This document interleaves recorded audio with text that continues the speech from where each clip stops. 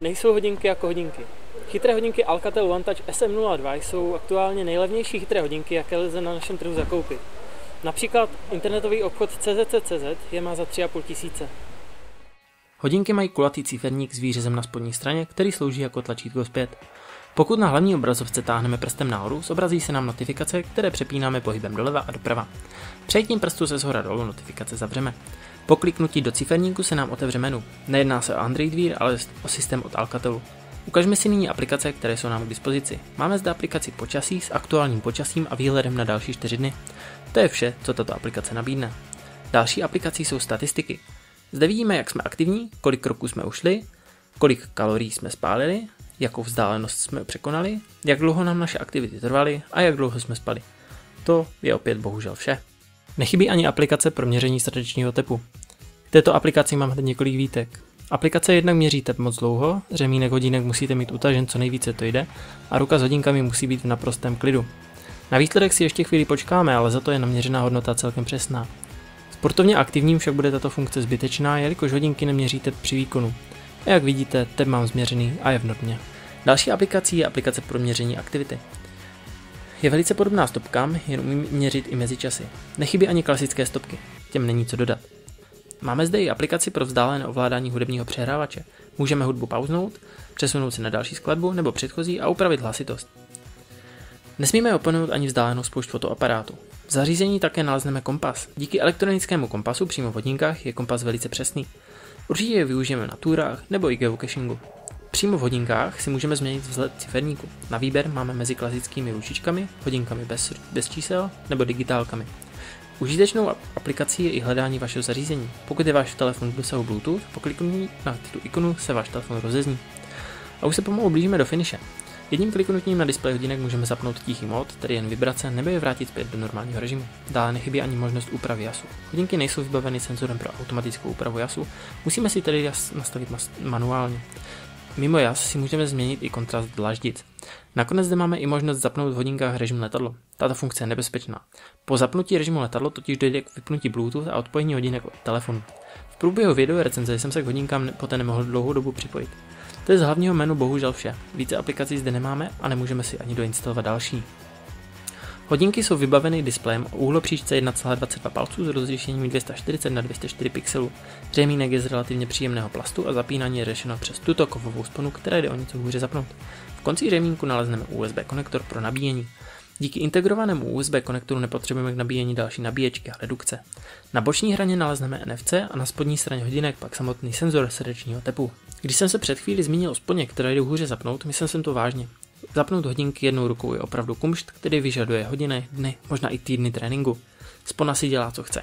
Pokud chceme pásek zasunout do řemínku hodinek, kovová spona téměř vždy povolí. Nepomůže ani zatlačení, jakékoliv mačkání a podobně. Musím také dodat, že spona několikrát povolila, konstrukce spony se rozlétla a já tak hledal na chodníku tenkou tyčinku a další drobné díly hodinek. Pokud tedy máte tenkou ruku jako já, udělejte za zapínání hodinek hromadnou událost a požádejte o asistenci třeba svého kamaráda. Jen to tedy nevypadá vždy zrovna ideálně, ale po té hodinky již zapnete. Skvělou funkcí hodinek je zapnutí gestem, stačí mít ruku vedle těla a přirozeně se podívat na displej hodinek. Hodinky se rozsvítí a vy se můžete podívat na aktuální čas. Ke správě hodinek slouží aplikace Move, kterou naleznete v obchodě Play. Jedná se o velice jednoduchou aplikaci. Stejně jako u hodinek, zde máme informace o počtu ujitých kroků s podrobnějšími informacemi. Nechybí také počet spálených kalorií, celková vzdálenost, kterou jsme ušli, jak dlouho nám aktivita trvala, nebo také detailní přehled spánku. Nastavení aplikace toho moc nového nepřinese, obsahuje pouze pár položek. Tou nejzajímavější je časová osa, na které můžeme jasně vidět, co jsme přes den dělali. Téměř vše si můžeme rozkliknout a můžeme se podívat, jak dlouho nám aktivita trvala a pokud jsme si změřili tep, tak i jeho hladinu a podobně. Samozřejmě nechybí i něco k osobním údajům, aby mohla aplikace správně vyhodnocovat data. Jak už jsem se zmínil, po vypnutí Bluetooth se nám hodinkám nedaří připojit. Díky kouzlům střihu vás však tohoto utrpení zbavíme. Můžeme se tak rovnou podívat, co dále můžeme nastavit, změnit nebo upravit přímo v mobilní aplikaci. Po připojení hodinek můžeme změnit přímo nastavení hodinek. Můžeme zde spravovat upozornění jak pro příchozí hovor, události kalendáře nebo zapnout ochranu proti ztrátě. Můžeme zde také zapnout nebo vypnout NFC, které se nachází v řemínku hodinek, konkrétně tedy zde. Můžeme si také nastavit časový limit, po který zůstane obrazovka zapnutá. Samozřejmostí je také možnost změnit si jazyk a na výběr máme slušnou paletu dostupných jazyků. Nechybí ani funkce nerušit, možnost obnovy hodinek do továrního nastavení, jejich odpojení nebo informace o aktuální verzi firmwareu. Pokud se vrátíme v nabídce zpět a zvolíme položku tapeta, můžeme změnit ciferník hodinek. Opět máme na výběr mezi 3 ciferníky. Oproti nastavení v hodinkách můžeme změnit také pozadí ciferníku. Můžeme zde nastavit jeden z přednastavených vzhledů. V okamžiku, co klikneme na tlačítko použít, se nám zvolená tapeta přesune do hodinek. Samotný přenos chvíli trvá, je to dáno pomalou rychlostí Bluetooth. Kýžený efekt se však nastaví téměř okamžitě. Mimo přednastavených témat můžeme na pozadí nastavit také barvu.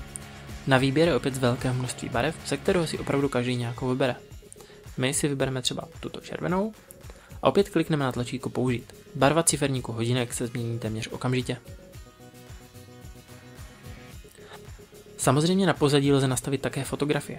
Pro tyto potřeby jsem pořídil jednu fotografii před natáčením a já ji nyní nastavím jako tapetu hodinek. Ve výběru zvolíme požadovaný výřez fotografie, klikneme na položku oříznout a použít.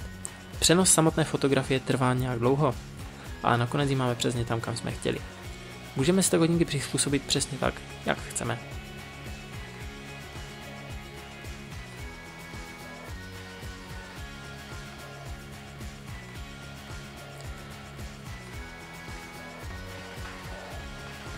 Za zapůjčení chytrých hodinek Alcatel Smartwatch SM02 děkujeme internetovému obchodu czc.cz. Kompletní textovou recenzi najdete na našich stránkách pcdays.cz.